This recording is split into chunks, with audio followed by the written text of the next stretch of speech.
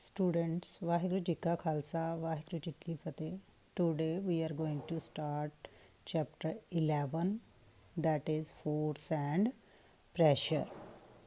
We have already learned in class 7th that how objects move, ਕਿ objects ਜਿਹੜੇ ਆ ਉਹ move ਕਿਵੇਂ ਕਰਦੇ ਆ, ਯਾਨੀ ਕਿ ਇੱਕ ਜਗ੍ਹਾ ਤੋਂ ਦੂਜੀ ਜਗ੍ਹਾ ਤੇ ਕਿਵੇਂ ਜਾਂਦੇ ਆ।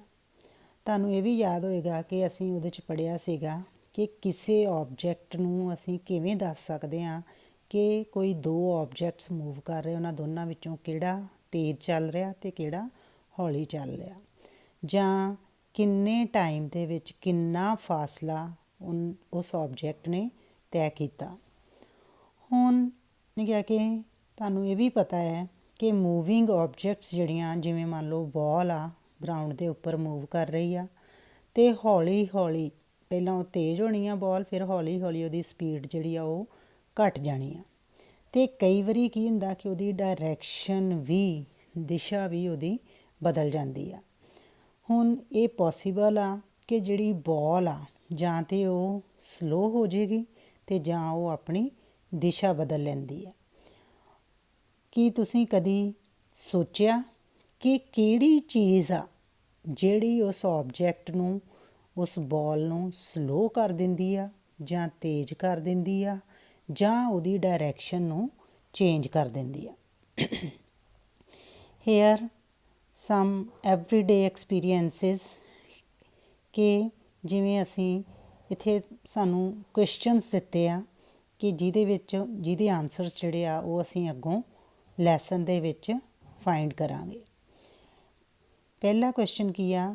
ਉਹਨੇ ਕਿਹਾ ਕਿ ਇੱਕ ਫੁੱਟਬਾਲ ਜਿਹੜੀ ਆ ਉਹ ਕਿਵੇਂ ਮੂਵ ਕਰਦੀ ਆ, ਜਾਂ ਇੱਕ ਮੂਵਿੰਗ ਬਾਲ ਆ ਉਹਨੂੰ ਹੋਰ ਤੇਜ਼ ਕਿਵੇਂ ਕੀਤਾ ਜਾ ਸਕਦਾ ਵਾ, ਗੋਲਕੀਪਰ ਜਿਹੜਾ ਵਾ ਉਹ ਬਾਲ ਨੂੰ ਕਿਵੇਂ ਰੋਕਦਾ ਵਾ, ਜਾਂ ਜਿਹੜੇ ਫੀਲਡਰਸ ਆ ਉਹ ਬਾਲ ਨੂੰ ਕਿਵੇਂ ਰੋਕਦੇ ਆ, ਅਤੇ ਬੈਟਸਮੈਨ ਜਿਹੜਾ ਹੁੰਦਾ ਉਹ ਬਾਲ ਨੂੰ ਕਿਵੇਂ ਹਿੱਟ ਕਰਦਾ ਵਾ। ਇਸ ਤੋਂ ਅੱਗੇ ਹਾਕੀ ਪਲੇਅਰ ਦੇ ਬਾਰੇ ਦੱਸਿਆ ਗਿਆ ਕਿ ਹਾਕੀ ਪਲੇਅਰ ਜਿਹੜਾ ਵਾ ਉਹ ਮੂਵਿੰਗ ਬਾਲ ਜਿਹੜੀ ਆ, ਬਾਲ ਮੂਵ ਕਰ ਰਹੀ ਆ, ਉਹਦੀ ਦਿਸ਼ਾ ਨੂੰ ਚੇਂਜ ਕਰ ਦਿੰਦਾ। ਮੰਨ ਲਓ ਜਿਵੇਂ ਇਹ ਦਿਖਾਈ ਹੋਈ ਪਿਕਚਰ ਕਿ ਬਾਲ ਜਿਹੜੀ ਆ ਉਹ ਸਿੱਧੀ ਆ ਰਹੀ ਆ, ਫਿਰ ਇਹ ਹਾਕੀ ਪਲੇਅਰ ਕੀ ਕਰਦਾ ਕਿ ਆਪਣੀ ਸਟਿਕ ਦੇ ਨਾਲ ਇਸ ਬਾਲ ਨੂੰ ਆਪੋਜ਼ਿਟ ਦਿਸ਼ਾ ਵੱਲ ਲੈ ਜਾਂਦਾ। ਇਹਦਾ ਮਤਲਬ ਕਿ ਜਿਹੜੀ ਬਾਲ ਮੂਵ ਕਰ ਰਹੀ ਸੀ, ਹਾਕੀ ਪਲੇਅਰ ਨੇ ਕੀ ਕੀਤਾ, ਉਹਦੀ ਦਿਸ਼ਾ ਚੇਂਜ ਕਰ ਦਿੱਤੀ, ਉਹਦੀ ਡਾਇਰੈਕਸ਼ਨ ਚੇਂਜ ਕਰਤੀ। ਪਹਿਲਾਂ ਸਟ੍ਰੇਟ ਜਾ ਰਹੀ ਸੀ, ਫਿਰ ਬੈਕ ਨੂੰ ਲੈ ਗਿਆ ਉਹ। ਇਹਦਾ ਮਤਲਬ ਉਹਨੇ ਦਿਸ਼ਾ ਚੇਂਜ ਕਰਤੀ।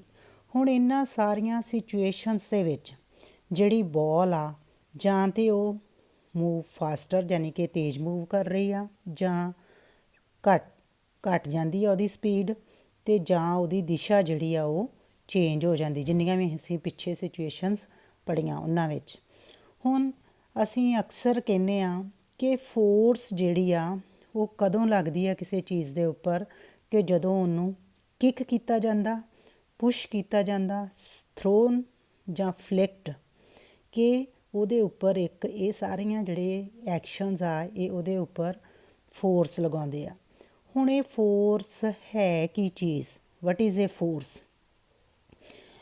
ਯਾਨੀ ਕਿ ਇਹ ਜਿਹੜੀਆਂ ਫੋਰਸ ਆ, ਇਹ ਜਿਹੜਾ ਬਲ ਕਿਸੇ ਚੀਜ਼ ਨੂੰ ਮੂਵ ਕਰਨ ਦੇ ਲਈ ਲਗਾਇਆ ਜਾਂਦਾ ਵਾ ਉਹਨੂੰ ਆਪਾਂ ਕੀ ਕਹਿੰਦੇ ਆ? ਫੋਰਸ। ਇਹਨੂੰ ਅੱਗੋਂ ਆਪਾਂ ਇਹਦੀ ਐਕਸਪਲੇਨੇਸ਼ਨ ਪੜ੍ਹਾਂਗੇ। ਇਹਨਾਂ ਸਾਰੇ ਕੁਐਸਚਨਸ ਦੇ ਜਿਹੜੇ ਆਨਸਰਸ ਆ ਉਹ ਅੱਗੋਂ ਆਪਾਂ ਲੱਭਾਂਗੇ ਜਾਂ ਪੜ੍ਹਾਂਗੇ ਇਹਦੇ ਲੈਸਨ ਦੇ ਵਿੱਚ ਕਿ ਕਿੱਥੇ ਇਹਨਾਂ ਕੁਐਸਚਨਸ ਦੇ ਆਨਸਰਸ ਹੈ ਆ। ਹੁਣ ਫੋਰਸ, ਪਹਿਲਾ ਕੁਐਸਚਨ ਹੀ ਆ ਗਿਆ, ਵਟ ਇਜ਼ ਫੋਰਸ? ਫੋਰਸ ਕੀ ਆ? ਇਹ ਪੁਸ਼ ਔਰ ਇਹ ਪੁੱਲ, ਕਿਸੇ ਚੀਜ਼ ਨੂੰ ਖਿੱਚਣ ਜਾਂ ਧੱਕਣ ਨੂੰ ਕਹਿੰਦੇ ਆ ਫੋਰਸ। ਯਾਨੀ ਕਿ ਉਹਦੇ ਉੱਪਰ ਅਸੀਂ ਬਲ ਲਗਾਇਆ, ਜ਼ੋਰ ਲਗਾਇਆ ਤਾਂ ਉਹ ਚੀਜ਼ ਪੁਸ਼ ਹੋਈ, ਜਾਂ ਅਸੀਂ ਉਹਦੇ ਉੱਪਰ ਜ਼ੋਰ ਲਗਾਇਆ ਅਤੇ ਉਹਨੂੰ ਅਸੀਂ ਖਿੱਚ ਲਿਆ। ਇਹਦਾ ਮਤਲਬ ਫੋਰਸ ਕੀ ਹੋ ਗਿਆ? ਬਲ।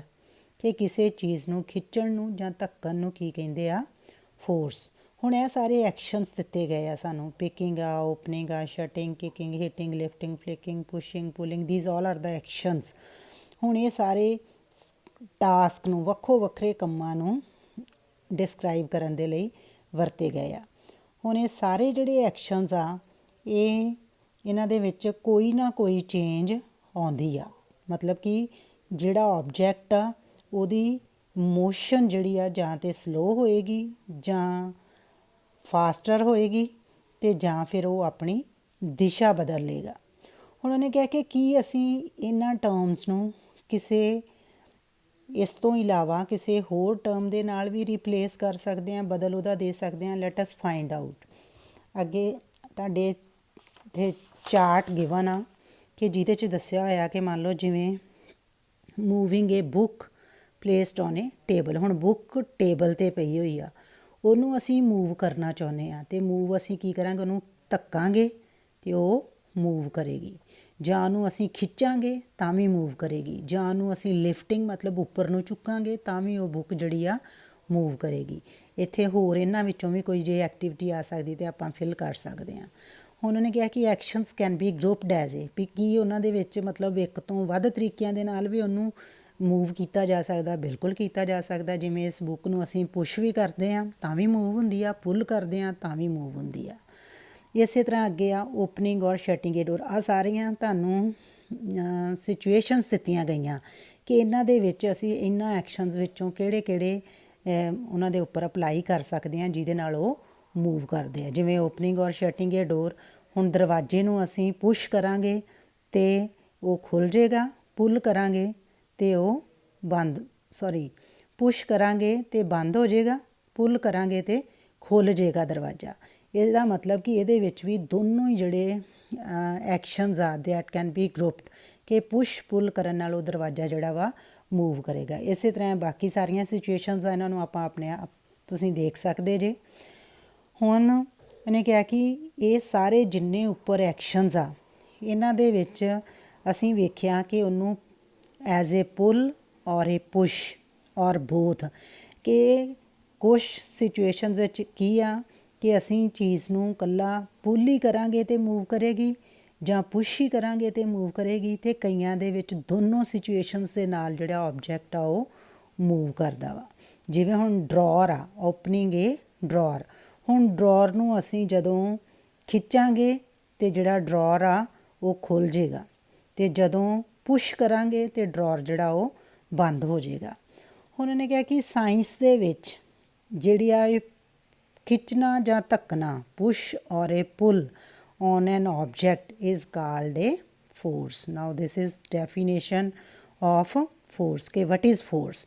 Force is a push or a pull on an object. ਕਿਸੇ ਵੀ ਆਬਜੈਕਟ ਦੇ ਉੱਪਰ ਪੁਸ਼ ਜਾਂ ਜਿਹੜਾ ਪੁੱਲ ਲਗਾਉਂਦੇ ਆ ਉਹਨੂੰ ਅਸੀਂ ਕਹਿੰਦੇ ਫੋਰਸ, ਬਲ, ਜ਼ੋਰ, ਤਾਕਤ।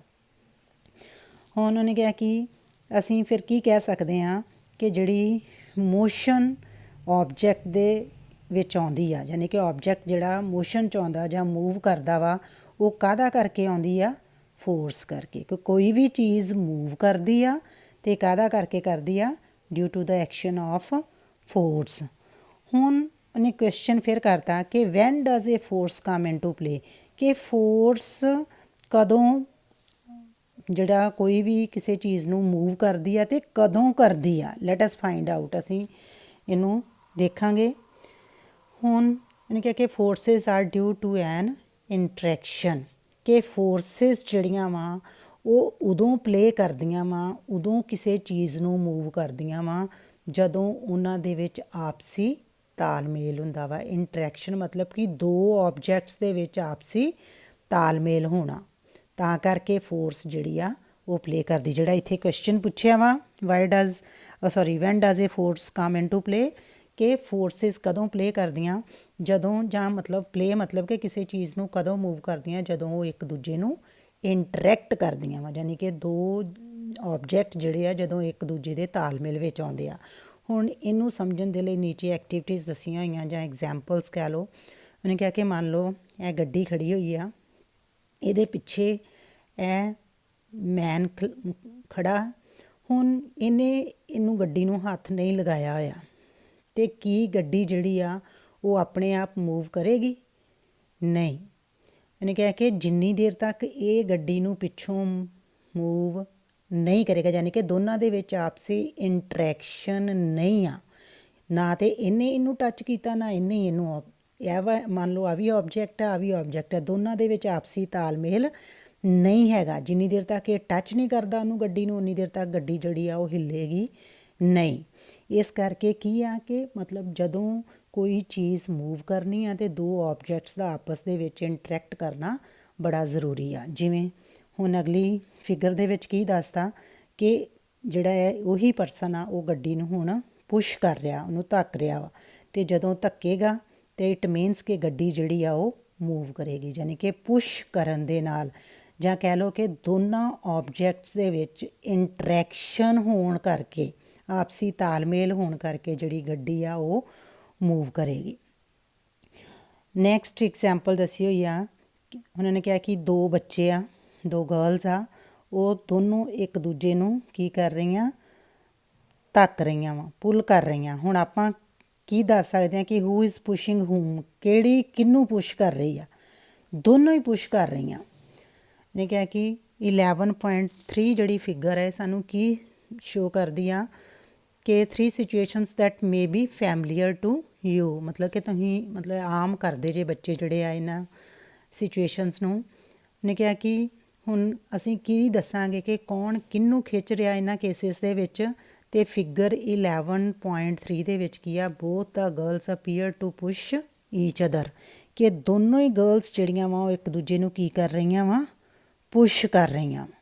ਠੀਕ ਹੈ, ਅਤੇ ਉਸ ਤੋਂ ਅੱਗੇ ਇਹ ਵਾਲੀ ਜਿਹੜੀ ਐਗਜ਼ਾਮਪਲ ਹੈ ਇਹਦੇ 'ਚ ਹੁਣ ਕੀ ਆ, ਫਿਗਰ 11.3b ਨੇ ਕਿਹਾ ਕਿ ਦੋਨੋਂ ਹੀ ਜਿਹੜੀਆਂ ਲੜਕੀਆਂ ਵਾ ਇਹ ਦੋਨੋਂ ਇੱਕ ਦੂਜੇ ਨੂੰ ਪੁੱਲ ਕਰ ਰਹੀਆਂ। ਜਿਵੇਂ ਕਿੱਕਲੀ ਆਪਾਂ ਪਾਉਂਦੇ ਆ ਨਾ, ਬੱਚੇ ਕਿੱਕਲੀ ਖੇਡਦੇ ਆ ਅਤੇ ਉਹ ਕਿੱਕਲੀ ਪਾਉਂਦੇ ਆ ਅਤੇ ਦੋਨੋਂ ਹੀ ਬੱਚੇ ਜਿਹੜੇ ਕੀ ਕਰਨਗੇ, ਇੱਕ ਦੂਜੇ ਨੂੰ ਪੁੱਲ ਕਰਨਗੇ, ਯਾਨੀ ਕਿ ਖਿੱਚਣਗੇ। ਅਤੇ ਇਸ ਐਗਜ਼ਾਮਪਲ ਦੇ ਵਿੱਚ ਜਾਂ ਇਸ ਫਿਗਰ ਦੇ ਵਿੱਚ ਕੀ ਆ ਕਿ ਦੋਨੋਂ ਬੱਚੇ ਇੱਕ ਦੂਜੇ ਨੂੰ ਪੁਸ਼ ਕਰ ਰਹੇ ਆ, ਧੱਕ ਰਹੇ ਆ। ਹੁਣ ਇਹਦਾ ਮਤਲਬ ਮੂਵਮੈਂਟ ਜਾਂ ਪੁਸ਼ ਕਰਨ ਨਾਲ ਵੀ ਹੁੰਦੀ ਹੈ ਅਤੇ ਪੁੱਲ ਕਰਨ ਦੇ ਨਾਲ ਵੀ ਹੁੰਦੀ ਆ। ਇਸੇ ਤਰ੍ਹਾਂ ਅਗਲੀ ਐਗਜ਼ਾਮਪਲ ਦਿੱਤੀ ਹੋਈ ਆ 11.3c ਕਿ ਇਹਦੇ ਵਿੱਚ ਹੁਣ ਦੋਨੋਂ ਹੀ ਜਿਹੜੇ ਆ ਉਹ ਇੱਕ ਦੂਜੇ ਨੂੰ ਪੁੱਲ ਕਰ ਰਹੇ ਆ। ਆਪਾਂ ਇਹ ਨਹੀਂ ਕਹਿ ਸਕਦੇ ਕਿ ਦੋਨਾਂ ਵਿੱਚੋਂ ਕੋਈ ਇੱਕ ਜਣਾ ਪੁੱਲ ਕਰ ਰਿਹਾ, ਜਿਹੜਾ ਔਕਸ ਆ ਉਹ ਮੈਨ ਨੂੰ ਮਤਲਬ ਉਹ ਪਿੱਛੇ ਨੂੰ ਜਾ ਰਿਹਾ ਵਾ ਅਤੇ ਇਹ ਜਿਹੜਾ ਉਹਨੂੰ ਅੱਗੇ ਨੂੰ ਖਿੱਚ ਰਿਹਾ ਵਾ। ਇਹਦਾ ਮਤਲਬ ਉਹਨੇ ਕਿਹਾ ਕਿ ਪੁੱਲ ਜਾਂ ਪੁਸ਼ ਕਰਨ ਦੇ ਨਾਲ ਕੋਈ ਵੀ ਆਬਜੈਕਟ ਜਿਹੜਾ ਉਹ ਮੂਵ ਕਰਦਾ, ਜਾਂ ਕਹਿ ਲਓ ਕਿ ਜਦੋਂ ਦੋਨਾਂ ਦੇ ਵਿੱਚ ਇੰਟਰੈਕਸ਼ਨ ਹੁੰਦੀ ਹੈ। ਹੁਣ ਇੱਥੇ ਮੈਨ ਅਤੇ ਐਨੀਮਲ ਦੇ ਵਿੱਚ ਇੰਟਰੈਕਸ਼ਨ, ਆਪਸੀ ਤਾਲਮੇਲ ਆ, ਤਾਂ ਕਰਕੇ ਦੋਨੋਂ ਜਿਹੜੇ ਆ ਇੱਕ ਦੂਜੇ ਨੂੰ ਪੁੱਲ ਕਰ ਰਹੇ ਆ। ਹੁਣ ਉਹਨੇ ਕਿਹਾ ਕਿ ਜਿਹੜੀਆਂ ਗਰਲਸ ਇਹਨਾਂ ਦੋਨਾਂ ਸਿਚੁਏਸ਼ਨਸ ਵਿੱਚ ਸ਼ੋ ਕੀਤੀਆਂ ਹੋਈਆਂ ਵਾ, ਉਹ ਦੋਨੋਂ ਹੀ ਕੀ ਕਰ ਰਹੀਆਂ ਵਾ, applying force on each other, ਮਤਲਬ ਇੱਕ ਦੂਜੇ ਦੇ ਉੱਪਰ ਉਹ ਫੋਰਸ ਲਗਾ ਰਹੀਆਂ ਵਾ, ਬਲ ਲਗਾ ਰਹੀਆਂ ਵਾ, ਤਾਂ ਕਰਕੇ ਉਹ ਦੋਨੋਂ ਹੀ ਜਿਹੜੀਆਂ ਵਾ ਉਹ ਦੋਨਾਂ ਸਿਚੁਏਸ਼ਨ ਦੇ ਵਿੱਚ ਜਿਹੜੀਆਂ ਗਰਲਸ ਆ ਉਹ ਮੂਵ ਕਰਦੀਆਂ ਵਾ। ਇਹੀ ਜਿਹੜੀ ਗੱਲ ਆ ਉਹ ਐਨੀਮਲ ਅਤੇ ਹਿਊਮਨ ਦੇ ਉੱਪਰ ਟੁੱਕਦੀ ਆ। ਹੁਣ ਉਹਨੇ ਕਿਹਾ ਕਿ ਇਹਨਾਂ ਸਾਰੀਆਂ ਐਗਜ਼ਾਮਪਲਸ ਤੋਂ ਫਿਰ ਸਾਨੂੰ ਕੀ ਪਤਾ ਲੱਗਦਾ ਵਾ ਕਿ ਐਟ ਲੀਸਟ ਦੋ ਆਬਜੈਕਟਸ ਹੋਣੇ ਚਾਹੀਦੇ ਆ ਕਿਸੇ ਫੋਰਸ ਨੂੰ ਪਲੇ ਕਰਨ ਦੇ ਲਈ, ਕਿ ਉਹਨਾਂ ਦੇ ਵਿੱਚ ਆਪਸੀ ਤਾਲਮੇਲ ਹੋਣਾ ਚਾਹੀਦਾ। They must interact for a force to come into play, ਕਿ ਉਹਨੂੰ ਮੂਵ ਕਰਨ ਦੇ ਲਈ ਦੋਨਾਂ ਆਬਜੈਕਟਸ ਦਾ ਆਪਸੀ ਤਾਲਮੇਲ ਹੋਣਾ ਬੜਾ ਜ਼ਰੂਰੀ ਹੈ।